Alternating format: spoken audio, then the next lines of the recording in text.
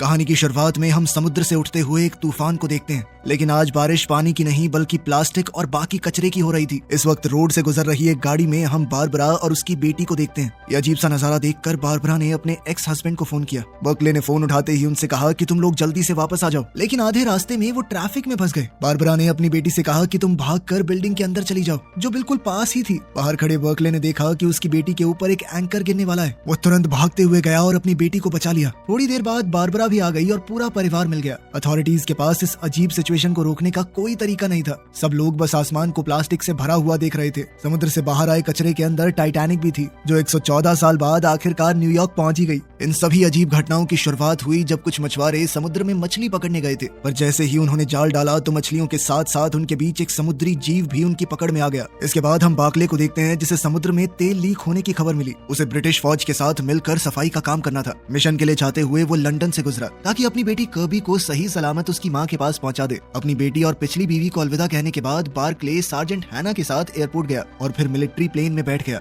जल्द ही वो एक खुफिया जगह पर पहुंचा जहां उस समुद्री जीव की डेड बॉडी रखी गई थी। वहां पता चला कि यह जीव समुद्र के किनारे से लगभग 3 मील दूर मिला है। मछुआरों ने जब मॉन्स्टर को जाल से निकलते देखा तो उन्होंने उसे गोली मार दी और उसके शरीर को इंटरनेट पर बेचने की कोशिश की, लेकिन कर्नल ने सही समय पर एक्शन लिया, केस को छुपाया और उस शरीर को खरीद लिया ताकि आर्मी उस पर रिसर्च कर सके। पियर्स कहने लगा कि इस तरह के समुद्री जीवों के बारे में पुराने समय की कहानियों में बताया जाता है। इनकी प्रजाति को होमो एक्वा कहा जाता था। जब साइंटिस्ट ने बॉडी को चेक किया तो उन्हें क्रीचर के गले के नीचे एक मोती मिला, बिल्कुल वैसा ही जैसा उन्हें पहले मिले हुए स्पेसिमेन में मिला था। समुद्र के नीचे रहने वाले इन जीवों से बात करने के लिए आर्मी ने पहाड़ों में कैंप्स लगाए और एक मशीन से सिग्नल भेजा। अंधेरा होने के बाद जब बाकी लोग सो रहे थे तो मॉर्गन और सैरा को काम दिया गया कि उस होमो एक्वा की बॉडी को गार्ड करें। रात के लगभग 2:30 बजे दोनों को लगा कि कुछ तो गड़बड़ है। अचानक जमीन में पानी भरने लगा और सारा आगे बढ़ते हुए धंसने लगी। मॉर्गन ने उसे बचाने की कोशिश की और हाथ बढ़ाया, लेकिन सारा को किसी चीज ने जोर से नीचे खींच लिया। कुछ ही सेकंड बाद मॉर्गन भी उसी तरह नीचे चला गया। नीचे जाने से पहले उसने मदद के लिए कॉल की, लेकिन बाकी फौजी समय रहते नहीं आए। साथ ही वो बॉडी भी चोरी हो गई थी। तभी अलार्म बज उठा और सारे फौजी उठकर देखने लगे। जनरल जब टेंट में पहुंचा तो उसे मॉर्गन और सारा कहीं नहीं मिले। जब उसने रेडियो पर उनसे बात करनी चाहिए तो पता चला कि रेडियो तो जमीन के नीचे है। उन मॉन्स्टर्स के जाने के बाद जमीन फिर से सख्त हो गई थी। जब पियर्स नीचे झुककर चेक कर रहा था तो उसे मॉर्गन का हाथ मिला। उस वक्त बार्कले को समझ आ गया कि उसे बहुत ही खतरनाक मिशन पर भेजा गया है। उसने पूछा कि ये कौन सा जीव है। हैना ने बताया कि उनकी टीम का यही काम है। वो अनजान जीवों से बातचीत करने की कोशिश करते हैं, लेकिन ये होमो एक्वा कोई एलियन नहीं है। वो इंसानों से भी पहले से धरती पर रहते हैं और हजारों सालों से वो समुद्र के नीचे थे, लेकिन अब वो दोबारा से जाग गए हैं और प्लेनेट को वापस लेना चाहते हैं। उस रात आर्मी ने एक होमो एक्वा को बीच की तरफ आते देखा। जनरल ने अपने फौजियों को बंदूकें नीचे करने को कहा क्योंकि वो बात करना चाहता है। ट्रांसलेशन डिवाइस की मदद से पियर्स ने उस क्रीचर से बात की और उसे एक मीटिंग के लिए बुलाया। वो क्रीचर बहुत गुस्से में था क्योंकि उसके एक आदमी को मछुआरों ने मार दिया था। इस पर पियर्स ने कहा कि मैंने भी अपने 2 फौजी खोए हैं। इसके बाद दोनों ने एक पीस एग्रीमेंट किया ताकि दोनों गुट एक दूसरे को मारना बंद करें। एग्रीमेंट के बाद भी उस फिशमैन ने कहा कि हमारे लोग छुप छुप कर जीने से थक चुके हैं। उसी पल दुनिया के हर देश में लोग होमो एक्वा को पहली बार सामने आता हुआ देखने लगे। उनका कहना था कि वो इंसानों से पहले से यहाँ पर रहते हैं, ये उनकी भी दुनिया है। दोनों प्रजातियों के बीच में पहली ऑफिशियल मीटिंग लंदन में हुई। इस मीटिंग के लिए वाटरवे नाम का एक ब्रिज बनाया गया जो जमीन और पानी को जोड़ता है। जब सब लोग अपनी जगह पर पहुंच गए तो केट ने इंजीनियर्स को वाटरवे शुरू करने का ऑर्डर दिया। होमो एक्वा के साथ साथ 3 और बड़े अजीब से जीव आए थे। एक बड़ी सी मछली, एक जल परी और एक इंसान जैसी दिखने वाली औरत। थोड़े ही समय में सॉल्ट ने इंसानों की भाषा सीख ली और एम्बेसडर की बात को समझने लगी। मीटिंग की शुरुआत में सॉल्ट ने बताया कि वो खुद क्यों आई है। कुछ समय पहले उसके बच्चे पैदा होने वाले थे, लेकिन इंसानों के जहाज से गिरे तेल ने उस जगह को जहरीला कर दिया। मीटिंग को शांत रखने के लिए जॉनथन ने कहा कि हम अपनी गलती सुधारना चाहते हैं, लेकिन सॉल्ट ने उसे इग्नोर कर दिया। उसने कहा कि वो सिर्फ बर्कले से बात करेगी क्योंकि वही एक ऐसा इंसान था जिसने मरे हुए होमो एक्वा के लिए इज्जत दिखाई। ये जानने के लिए कि होमो एक्वा बर्कले को अपना एम्बेसडर क्यों चाहते हैं, केट ने उससे पूछताछ की और उसकी जिंदगी के हर एक किस्से को खंगाला। जॉनथन को दोनों प्रजातियों के बीच का एम्बेसडर बनाने की कोशिश नाकाम हो गई क्योंकि सॉल्ट को सिर्फ बर्कले से बात करनी थी। इसीलिए उनकी यूनिट की प्रेसिडेंट ने बर्कले से कहा कि मैं तुम्हें इस मौके के लिए तैयार करूंगी। होटल पहुंचकर जहां बर्कले कुछ दिन रुकने वाला था, उसने देखा कि वहां बहुत कड़ी सिक्योरिटी है। उसके कमरे में उसकी बेटी और पिछली बीवी पहले से थे। बारबरा को जब पता चला कि बर्कले को होमो एक्वा के साथ नेगोशिएशन के लिए चुना गया है तो वो चौंक गई। उधर केट ये सोच रही थी कि अगर लड़ाई छिड़ी तो वो क्या करेंगे। फिर तय किए गए समय पर बर्कले होमो एक्वा के साथ मीटिंग करने गया। शुरुआती बातचीत के बाद सॉल्ट ने कमेटी के लोगों से थेम्स नदी का एक ग्लास पानी मांगा। एजेंट्स तुरंत उठकर पानी लेने गए। जैसे ही पानी का वो ग्लास कमरे में आया, बर्कले ने वो ग्लास सॉल्ट को देने की कोशिश की, लेकिन सॉल्ट ने कहा कि ये पानी तुम्हारे लिए। ये सुनते ही बर्कले हिल गया। उसे समझ नहीं आया कि क्या करे। पानी पीने की बजाय वो एक स्पीच बोलने लगा जो स्क्रीन पर लिखी हुई थी। लेकिन जब सॉल्ट ने कहा कि मुझे ये रटी रटाई स्पीच नहीं चाहिए, तो एम्बेसडर ने स्क्रिप्ट छोड़ दी और कहा कि पानी और मिट्टी का गंदा होना इंसानों की बेवकूफी का नतीजा है। अपने लोगों की गलती मानते हुए बर्कले ने कहा कि इंसानों ने धरती को बर्बाद किया है, लेकिन अब वो नुकसान सुधारना चाहते हैं। ये सुनकर सॉल्ट ने कहा कि मुझे तुम पसंद आए। उस रात होटल के कमरे में बर्कले ने अपनी बेटी को आते देखा और समझ गया कि उसे नींद नहीं आ रही। सच ये था कि उसे अपने पिता की चिंता हो रही थी। जब बर्कले ने देखा कि उसकी बेटी ज्यादा ठीक सी नहीं लग रही, तो उसने कहा कि कल मैं तुम्हें वापस घर भिजवा देता हूँ ताकि तुम यूं होटल में फंसी ना रहो। ये सुनकर कर्बी ने कहा कि मैं अपने पापा के पास ही रहना चाहती हूँ। अगली सुबह उनकी तीसरी मीटिंग के दौरान बर्कले ने बताया कि दुनिया के सारे देशों के लीडर्स ने क्लाइमेट साइंटिस्ट और प्राइवेट कंपनियों से बात की है और हम समुद्र की गंदी हालत को सुधारने का प्लान बनाने की कोशिश कर रहे हैं। नंबर्स और डेटा के हिसाब से ये नतीजा निकला है कि साल 2065 तक हम पोल्यूशन को 50% कम कर सकते हैं। लेकिन जब सॉल्ट को पता चला कि सिर्फ 50% पोल्यूशन कम करने में 40 साल लगेंगे, तो उसने इस प्रपोजल को बिल्कुल नकार दिया। उसने कहा कि रोज हमारे लोग तुम्हारी लापरवाही की वजह से मर रहे हैं। सॉल्ट ने कहा कि हमारे लोग ठीक से देख सुन भी नहीं पा रहे, अब उन्हें परेशानी हो रही है, तुम लोग बहुत पोल्यूशन कर रहे हो।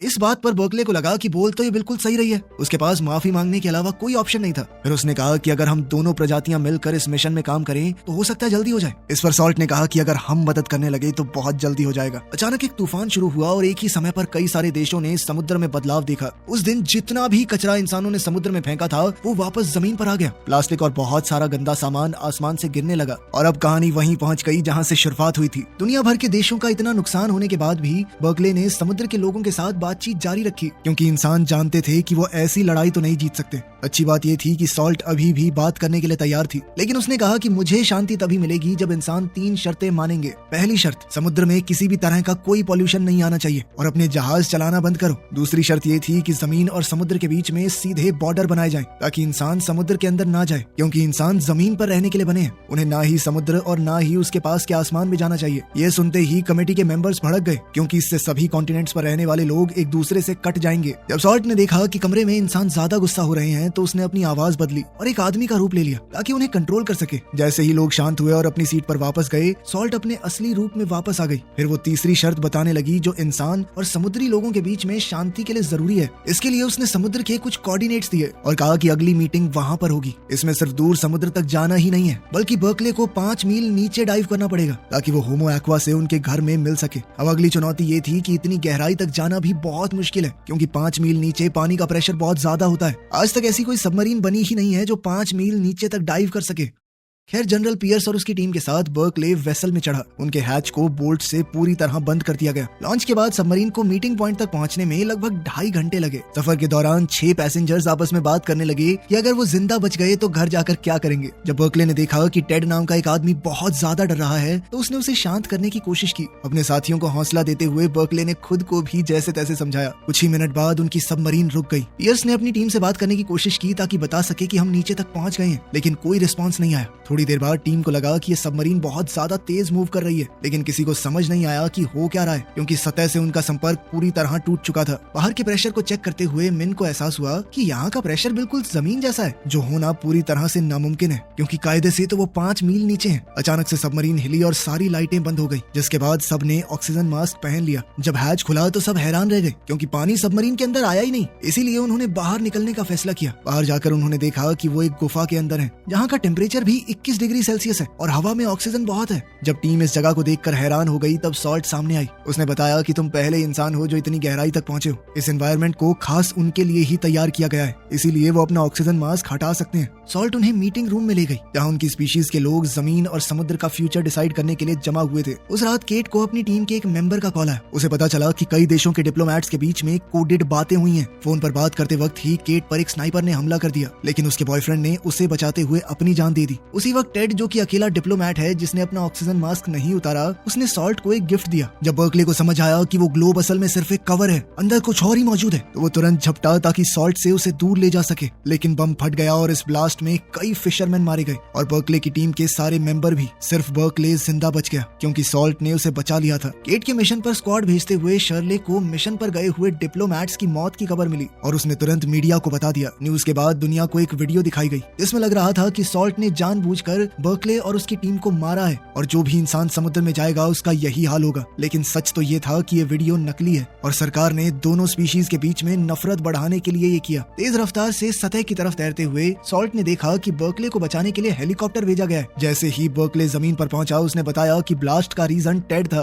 केट ने बर्कले की बात मानी लेकिन कहा कि उसे सॉल्ट से पूछताछ करनी पड़ेगी। फिलहाल के लिए सॉल्ट को गिरफ्त में ले लिया गया। अब केट जल्दी से ये पता लगाने में लग गई कि किसने उस आदमी को पैसे दिए थे। उस आदमी को स्टेज 4 कैंसर था और वो इस मिशन को पूरा करने के लिए कुछ भी कर सकता था। सॉल्ट की तेज समझ की वजह से उसकी प्रजाति पर इल्जाम नहीं लगा, लेकिन अब उसे एक स्टील के डब्बे में बंद कर दिया गया। ये जानकर कि उसकी दोस्त को लैब में बंद करके उसके ऊपर एक्सपेरिमेंट किए जाएंगे तो बर्कले ने एक्शन लिया। ट्रक की चाबी लेकर उसने गाड़ी रिवर्स की और डब्बे को नदी में गिरा दिया। जैसे ही सॉल्ट आजाद हुई बर्कले खुद भी पानी में कूद गया और सॉल्ट ने उसे बचाया।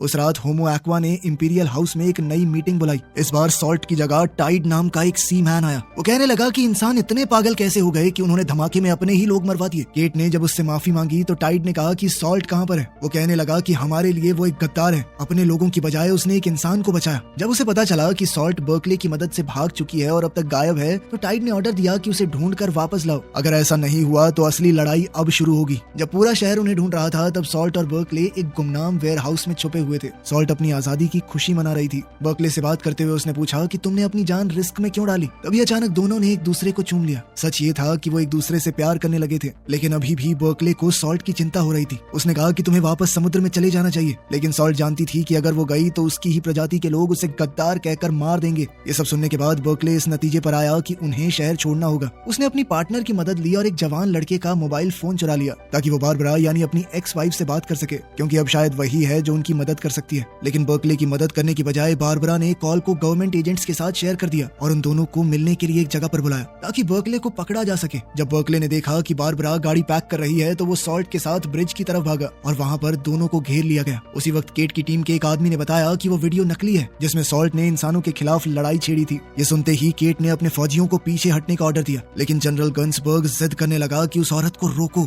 जैसे ही केट को समझ आया कि जनरल जरूरत पड़ने पर सॉल्ट को मार भी सकता है तो उसने अपनी टीम को ऑर्डर दिया कि जल्दी से अपना टारगेट बदलो और ब्रिटिश फौजियों पर बंदूक तान दो। जब दोनों फौज आपस में भिड़ने वाली थी तभी अचानक से सॉल्ट ने बहुत तेज चीख मारी और फिर नदी में कूद गई। उस रात होमो एक्वा एक ऐसी आवाज निकालने लगी जो समुद्र के पास वाले शहरों के सारे कुत्तों को बीच तक ले आई और फिर उन्होंने फिशिंग नेट्स का इस्तेमाल करके उन्हें पकड़ लिया। अगले दिन जब जानवरों के बारे में पूछा गया तो टाइड ने कहा कि उनको तो हम खा गए, बिल्कुल वैसे ही जैसे इंसान समुद्र की मछलियों को खाते हैं। सैटेलाइट इमेजेस देखने के बाद साइंटिस्टों को पता चला कि होमो एक्वा असल में ग्लेशियर्स को पिघला रहे हैं। अगर कुछ बदला नहीं तो अंटार्कटिका हर साल 300 बिलियन टन बर्फ खो देगा। अगर ऐसा हुआ तो कुछ ही समय में समुद्र का लेवल 1600 फीट बढ़ जाएगा और लगभग सभी इंसान डूब जाएंगे। अब जॉनथन टाइड से बात करके इंसानियत को बचाने के रास्ते के बारे में बातचीत करने लगा। इस पर फिशरमैन ने कहा कि इंसानों के पास सिर्फ 5 साल हैं प्लैनेट को पूरी तरह ठीक करने के लिए। अगर इतने समय में नुकसान ठीक नहीं हुआ तो पूरी इंसानी प्रजाति को खत्म कर दिया जाएगा। तुम लोग मतलब इस प्लैनेट पर जीने के लायक ही नहीं हो। उधर अथॉरिटीज ये फैसला कर रही थी कि बर्कले का क्या किया जाए और उसे एक होटल रूम के अंदर निगरानी में रखा गया। एक दिन अचानक से खाना खाने के बाद बर्कले बेहोश हो गया और उसके रूम में साइंटिस्ट घुस गए। जब वो सो रहा था उन लोगों ने उसके शरीर में इंजेक्शन दिया और उसके फिंगरप्रिंट ले लिए ताकि बाद में उसे गलत इल्जाम के तहत फंसाया जा सके। साइंटिस्टों के जाते ही बर्कले होश में आया और चुपके से बीच की तरफ गया, इस उम्मीद के साथ कि शायद सॉल्ट मिल जाए। सूरज उगने के बाद फिश वुमेन सामने आई और बर्कले भागकर उसके पास गया। ये जानकर वो खुश था कि वो जिंदा है। उसके साथ भागने की बजाय सॉल्ट ने उससे कहा कि टाइड के साथ नया एग्रीमेंट मांगो वरना उसके लोग पूरी इंसानी प्रजाति को बर्बाद कर देंगे। इतना कहकर सॉल्ट ने जाने की बात की। जाने से पहले उसने बर्कले को किस किया और समुद्र में वापस चली गई। बर्कले तुरंत केट और उसकी टीम के पास गया ताकि टाइड को मैसेज भेजा जा सके, लेकिन अफसोस कोई जवाब नहीं मिला। कुछ दिन बाद दुनिया भर के कोस्ट पर लाखों की तादाद में होमो एक्वा की लाशें मिली। टेस्ट करने पर पता चला कि वो लोग एक बीमारी से इन्फेक्ट हो गए थे जिससे पानी में सांस लेने वाले उनके गिल्स बंद हो गए और वो डूबकर मर गए। हैरानी की बात ये थी कि सिर्फ होमो एक्वा पर असर हुआ था, बाकी सारे समुद्री जीव बिल्कुल ठीक हैं। ये सुनकर केट इस नतीजे पर पहुंची कि शायद ये इंसानों का बनाया हुआ कोई वायरस है और उसे अफसोस हुआ कि वो पहले समझ नहीं पाई। उस दिन केट की टीम को समुद्र की गहराई से मदद का सिग्नल मिला और अब बर्कले को दोबारा से मीटिंग के लिए बुलाया गया। जैसे ही उसे पता चला कि उससे बातचीत करने के लिए सॉल्ट आ रही है तो वो खुशी के मारे रो पड़ा और बड़ी मुश्किल से खुद को रोक पाया उसे गले लगाने से। लड़ाई के खत्म होने की अनाउंसमेंट की गई। सॉल्ट ने बताया कि हमारी सिर्फ 10% पॉपुलेशन बची है। उसने कहा कि जिन भी लोगों ने ये कायरता भरा हमला किया है उन्हें पानी खुद सजा देगा।